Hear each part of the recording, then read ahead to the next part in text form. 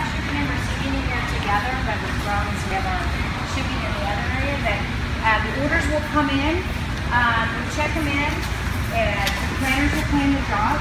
It automatically goes to a person that will do contract review and release the jobs. The jobs will come out here, and they'll place them in folders, check it out of receiving, and on to the first process within 4 hours. That's our goal.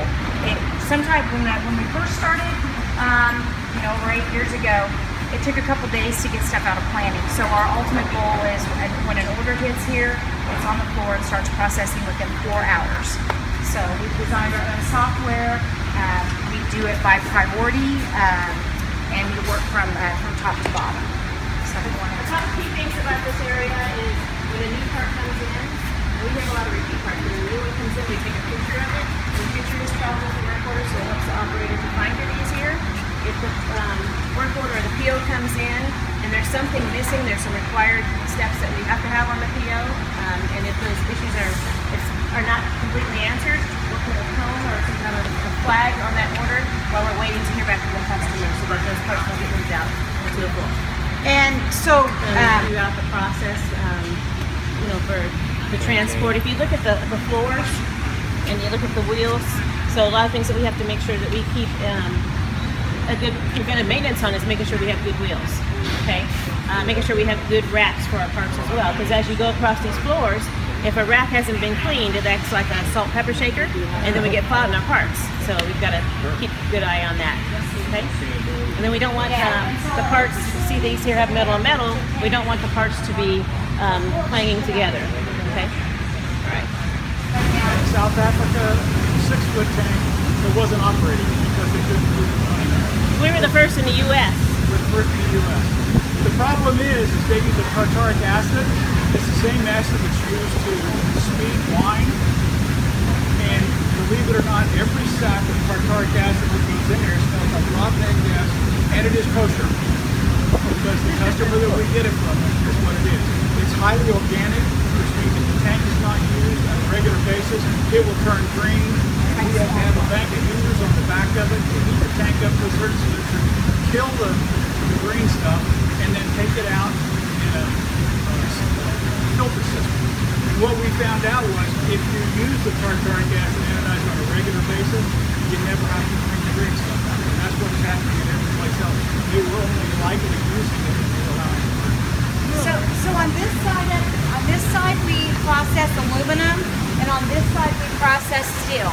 So in these tanks right here, we do tartaric, chromic, boric, and chem film on this line. And like I said, these are 12-foot tanks. On this side, we do steel. We run 2 shifts. This is CAD, we run CAD on this side. So one of the things that ribs, and then we've got the ribs that are big enough that we can only do one process at a time. All of these parts have to be to the place where they conduct electricity, which means there are a lot of what we call EV spots, which is where we put the electrical bonding on.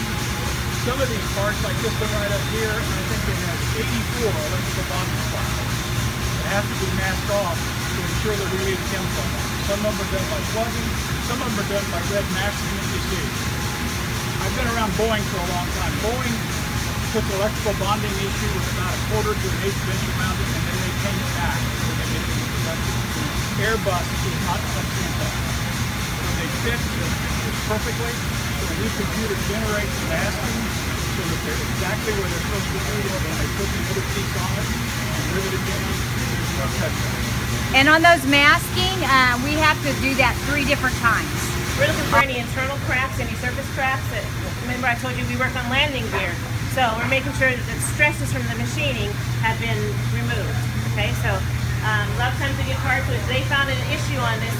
This issue is usually stemmed from the machining, which means it has to be turned back to the process house. So what they do is a non-destructive testing, the way we look at it.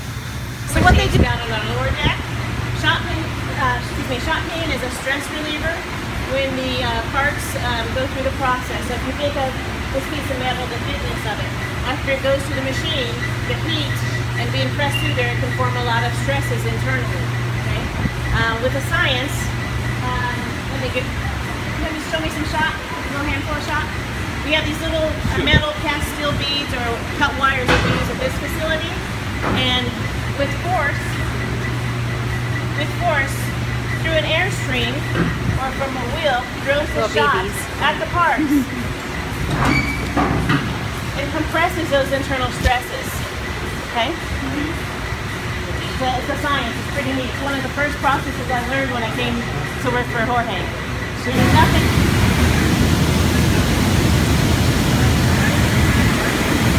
I call Airbus Alley right here. Parts of it.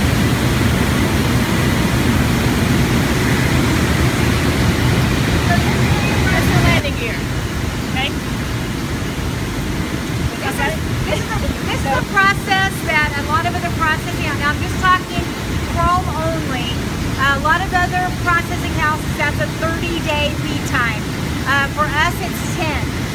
So we really strive to be the best we can in the chrome area. We do have 2 shifts. Not only do we do aircraft chrome, we do a lot of like farming equipment and stuff like that that isn't aircraft related in the chrome area as well.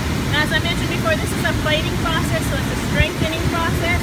It's not a pretty one. This is industrial chrome. Okay?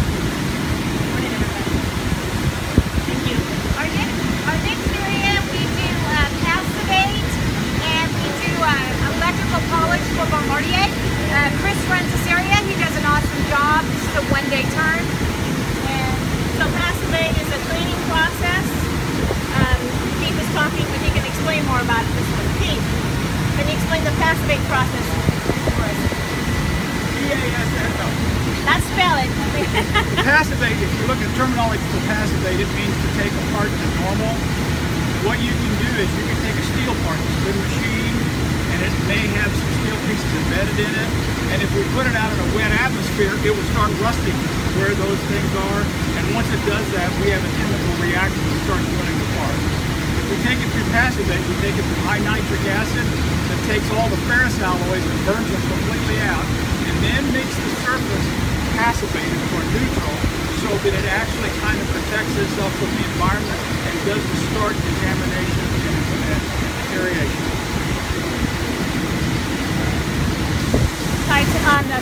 Aluminum, but we just now received an approval for Airbus to do it on titanium. Let us give an example of what it looks like. So we've got 3 new specs for the Supplier Airbus. So we also do a hard anodize of aluminum. So if you think of that, think of like the Teflon on your coating of the cans, the non-stick. That's what the hard anodize would look like. And then the Supplier, we can do any color.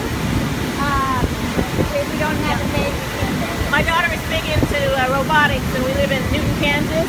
So her high school robotics Shipping over here, and then we have an Airbus where we paint. So this is dedicated to Airbus. not sure. Well, but not massive. Okay, I'm sorry. So a couple months ago, we did a time study on masking, and we changed it up because we were only getting out about 15% productivity. So we've designed it, knew that every employee has their own table. They can mask one part at a time. They have their own computer where they can see how to mask a part. And it's going very well. Now we're getting out about 85% productivity. I want to take you over before we start, just to give you an idea of how different this is for masking than most places.